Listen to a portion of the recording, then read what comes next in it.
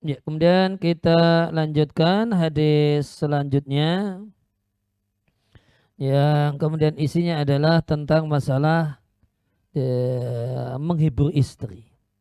Dari Ibunda Aisyah radhiallahu taala anha, beliau pernah berkata kepada Nabi sallallahu alaihi wasallam, "Ya Rasulullah, kullu nisa'ika laha kunyatun ghairi."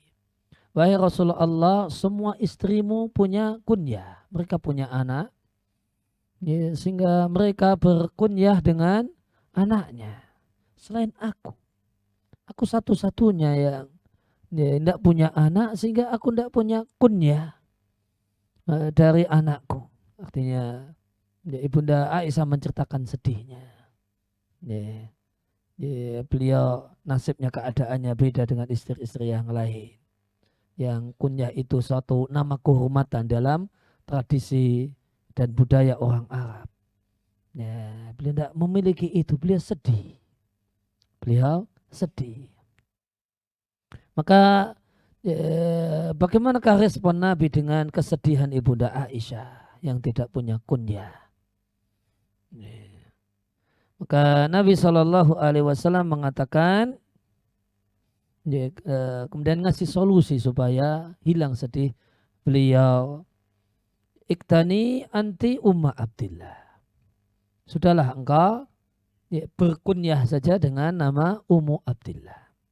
Akhirnya Ibunda Aisyah disebut dengan sebutan Ummu Abdillah hatta matat walam talit qattu, dan demikianlah kunyah beliau sampai meninggal dunia, dan padahal beliau tidak pernah melahirkan, ya, anak yang bernama Abdullah ataupun lainnya.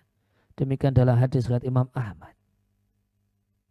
Kemudian dalam riwayat yang lain yang diriwayatkan oleh Ishaq ibn Rahawayh dalam musnadnya, demikian juga dalam riwayat Imam Ahmad, yang dimaksud dengan Ummu Abdillah ini keponakannya. Abdullah di sini adalah keponakannya, yaitu anaknya Asma, Abdullah bin Az-Zubair.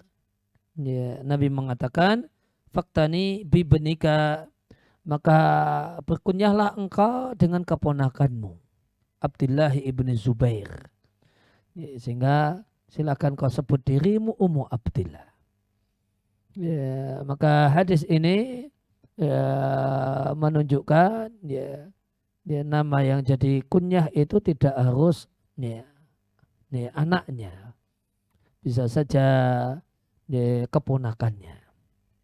Ya, bisa saja keponakannya, bahkan bisa saja, ya, tidak punya anak namun punya kunyah. Sebagaimana sejumlah ulama yang tidak punya anak karena tidak menikah namun punya kunyah, semacam Imam Nawawi yang beliau sebut Abu Zakaria Yahya, beliau disebut Abu Zakaria padahal beliau tidak punya anak namanya Zakaria. Demikian juga Ibnu Taimiyah, ini Abdul Abbas Ibnu Taimiyah, ini padahal dia tidak punya nama anak namanya Abbas atau yang lainnya karena beliau tidak menikah. Kemudian di sini kita jumpai bagaimanakah suami yang baik. Ya, sebagaimana Nabi Shallallahu Alaihi Wasallam menjumpai, mengetahui istrinya sedih karena satu hal, maka beliau berusaha untuk menghilangkan kesedihan istrinya dengan memberikan solusi-solusi yang mungkin. Tidak masa bodoh dengan, tidak cuek masa bodoh dengan kesedihan istri.